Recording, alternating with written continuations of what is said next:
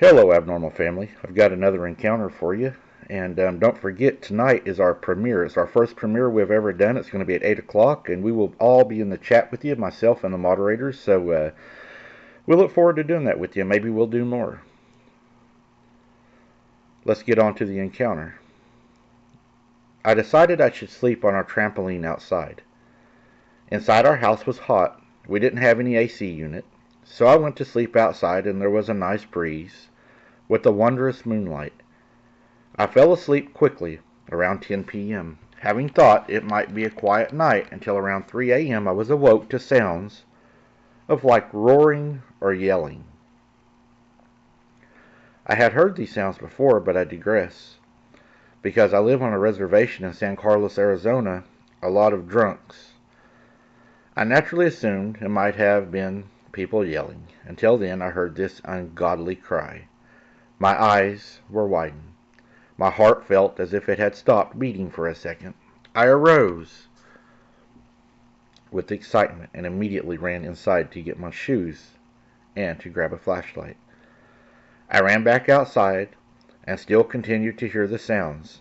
The sound was maybe a good 3 miles from my house. So I hopped on my bike and I set out to investigate this sound. I had to follow the back roads that lined up with the train tracks. As I got closer and closer to the sounds, I also had begun hearing dogs barking. Keep in mind that there are also wild dogs out here as well, and they hunt in packs. Anyways, I hadn't noticed. All my dogs were following me as well. We continued heading toward the sound. The bike I ride maybe took 20 minutes to get within close range of about 500 yards of the sound. Then and there, I had to ditch the bike because of the soft terrain. I started walking with my flashlight, ready to spot this thing. I could hear footsteps that were so loud and heavy, and it also seemed as if it was running through soft sands, as if you could hear its feet, but through the sand. I continued trying to catch up with it, but whatever it was too simultaneously and too unrealistically fast. I don't know if I would see this thing. Eventually, I had to call it. It was almost 4 a.m., and I was 5 miles in the middle of nowhere at this time. I started walking back, and I came into the train tracks when I heard this ungodly cry again. I looked up to the trees, and the creature walking into the train tracks as well, and it walked across it. It was maybe a good 200 yards from me. With the moonlight being out, I saw this thing somewhat clearly. It was estimated about almost 8 foot tall. Had dark brown fur, and its eyes, I'll never forget its eyes, glowing like almost a yellowish red. And then I smelled its stench, which reeked, by the way. And my dogs and I were beside me, and it started whimpering, and they bolted from me back home. This thing is what I'm guessing to be Bigfoot. It had looked at me for a couple more seconds and left. I was frozen with fear, and yet also with excitement. I should have ran home afterwards, but I pressed on after it. I needed to see more of this creature, but little did I know I'd get what I wanted. Now, pushing on, and the sun's light began to slowly shine over the mountains, I kept going and going until I soon had lost sight of the creature.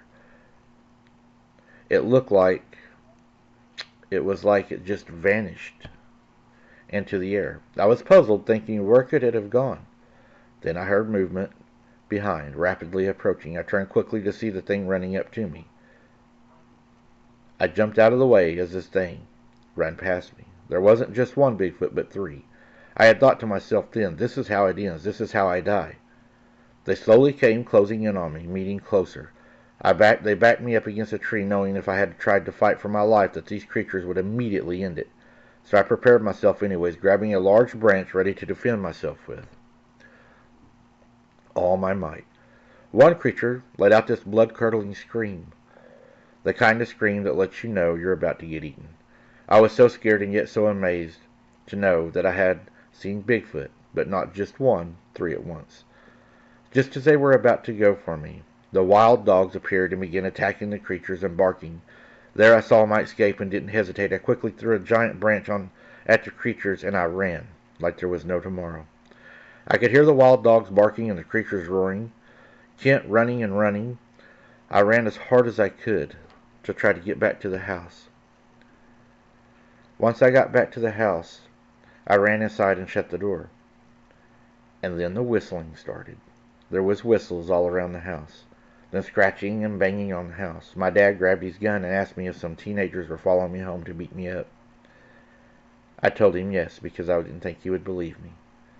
We all hunkered into the house, my dad with his gun, waiting for them to make their final attempt to break the door down to protect us.